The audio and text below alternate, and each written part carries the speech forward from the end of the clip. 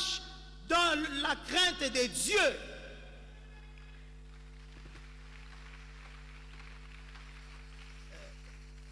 Une année, ma fille me rappelle, me dit, papa, mais c'est demain la rentrée, mais vous n'avez pas prié pour nous. J'ai dit, non, non, je n'ai pas obligé de prier. Mais il est déjà 20 heures, nous devons aller dormir.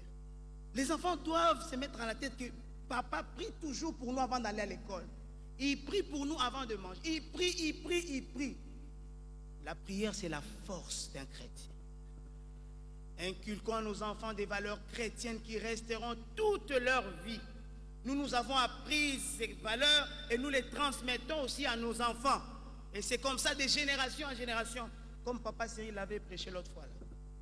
Et Dieu restera non seulement notre Dieu, et le Dieu de nos enfants, des enfants de nos enfants, des enfants des enfants, des enfants de nos enfants. Il restera toujours le Dieu de l'Alliance. Et ces enfants ont appris à donner, à offrir à Dieu. Je n'entre pas dans la qualité des offrandes. Là, c'est une autre prédication. Chacun a amené son offrande. Mais ce qui est étonnant, Dieu a agréé Abel et son offrande. Mais il n'a pas agréé Caïn ni son offrande. Là, c'est Dieu, dans sa souveraineté, dans sa divinité. Lui-même décide d'agréer Abel et son offrande. En ce qui concerne les offrandes, les sacrifices, la Bible a bien précisé. Dieu agrée Abel d'abord. Même quand nous donnons ici, Dieu doit d'abord nous agréer, nous. Doit agréer nos cœurs. Doit agréer nos vies. Et ensuite, il va agréer nos offrandes.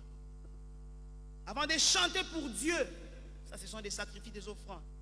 Avant de prêcher, avant de faire un travail quelconque, il faut que nous-mêmes, nous soyons d'abord agréés par Dieu.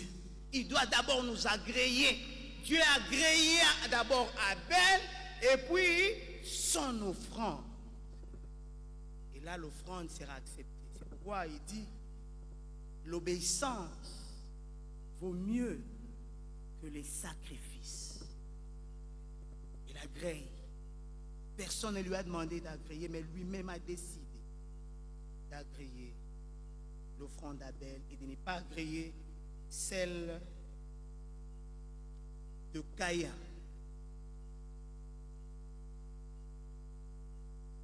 Tout d'un coup, Caïn fut très irrité. C'est la même phrase qui est sortie avec Saoul. Il fut très, très irrité, tout simplement parce que Dieu a agréé l'offrande de son petit frère. Même père, même mère. Pourquoi être fâché parce que Dieu a agréé l'offrande de ton frère? Il a agréé aussi ton frère. Jusqu'au point d'aller les tuer. Dieu même l'a averti. Domine ce péché. Domine-le. Je voudrais poser la question à l'Assemblée. Est-ce que c'est Abel qui avait demandé à Dieu de l'agréer et d'agréer son offrande? Est-ce que c'est Abel qui a demandé à Dieu de ne pas agréer Caïn et son offrande? Si, chez qui on doit se fâcher, c'est chez qui? Il aurait dû se fâcher contre Dieu, disant non Seigneur, pourquoi? Non, il se fâche contre son frère. Cela nous arrive aussi. Le Seigneur donne un mariage à une sœur, à un frère. Ses frères se fâchent, ils s'irritent. Le Seigneur bénit quelqu'un.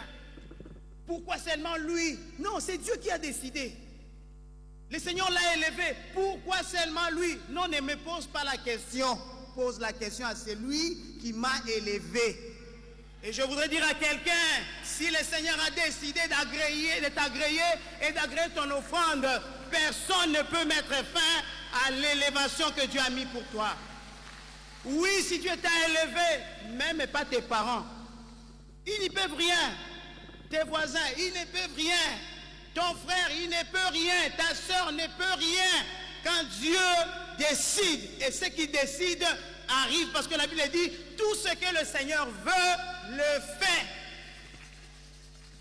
Personne ne peut arrêter les plans de Dieu dans ta vie.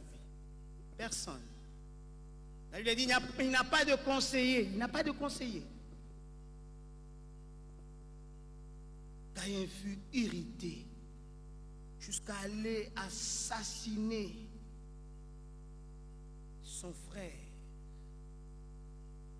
La logique aurait voulu qu'il puisse se fâcher contre Dieu et s'en prendre à Dieu. Pourquoi? Explique-moi. Dieu allait lui expliquer pourquoi il n'a pas agréé Caïn et son offrande. Et cela arrive beaucoup.